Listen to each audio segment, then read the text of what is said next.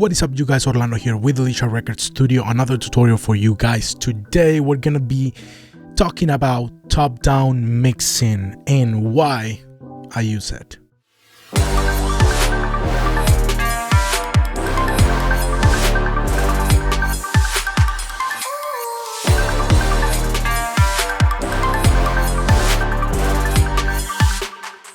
And remember, if you're new to this channel, please consider subscribing. You know the drill, hit like, hit subscribe, hit the bell so you don't miss any other video from us. And just before we start, I have a little announcement for you guys.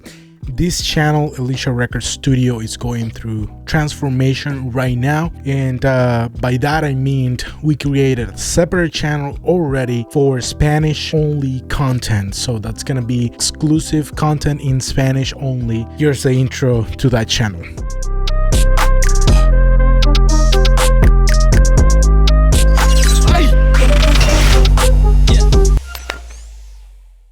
And we're pretty excited about that. We're gonna have two separate channels. Here in Elisha Record Studio, we're gonna have all the tutorials in English, but if you appreciate Spanish as well, and if you want to listen to the other material in Spanish, maybe you want to learn some Spanish, you can go ahead and subscribe to the other channel. You're more than welcome to do so, and we're pretty excited about that. And let's get into the tutorial today.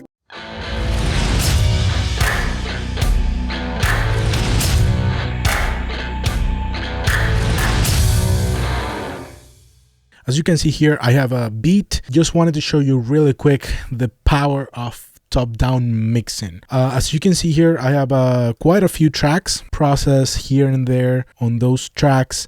I'm removing all of that so you can hear the tracks before and after just with top-down mixing. What I mean by that is, for example, here on the mixer that I have on screen, there's no effects whatsoever on the other tracks, on the individual tracks or the group tracks. I'm starting all the way up here in the submaster. So the submaster is this one. All the processing, the initial processing I do with every track, every beat, I start here. Play a little bit of the before so you guys can hear actually the beat. Let's play that.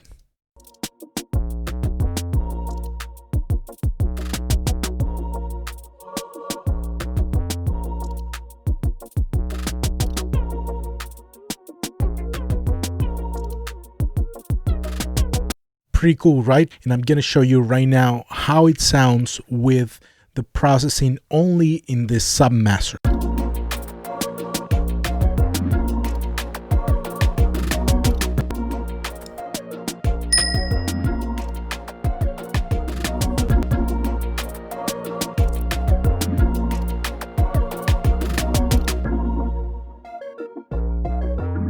As you can see, there's a massive difference there. And by that, all I want to say is that top-down mixing is incredibly powerful. And after that, you just need to go down and maybe work on the group channels. If you have those, go from, submaster to the group channels, check everything is good there, and then every track individually, if it needs something, if it doesn't need anything, if it's not broken, don't try to fix it. And that's top-down mixing, just going from the submaster or the mix bus. Many people call it the mix bus. I like to call it the submaster.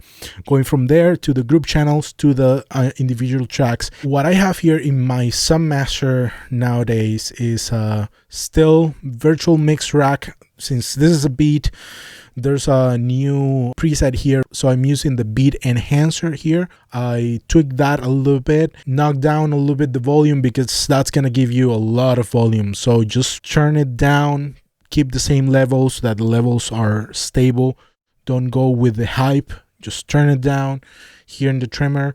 At the end, if it's gaining too much, volume, just to keep you in check. After that, I have Golfos. Golfos, I love it in the mix bus.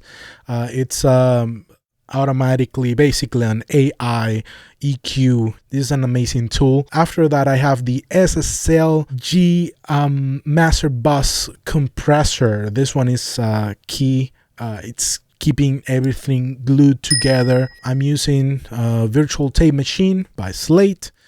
That's giving it a little bit extra. This one, I use it a lot from acoustic. Acoustic audio is amazing, has amazing plugins.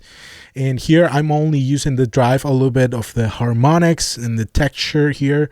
It's giving a little bit of more grit. You can call that a little bit of pleasing distortion and saturation. After that, I'm using multipass. There's a preset here called Mix Finalizer. Tweak that a little bit. This is a multi-band effects processor, and it's doing great stuff with the mix in general. After that, I have Soothe. Soothe is just keeping me in check with everything. Is just giving it a general balance, general EQ curve, and taking away anything bothersome in the mix. After that, I just have a general EQ that I selected for hip hop, and specifically I'm just doing a little bit of a cut here, a boost here and there, just minor things, and just to further enhance the track in general. So that's all I have in the mix bus. Let's take a listen one more time with and without it.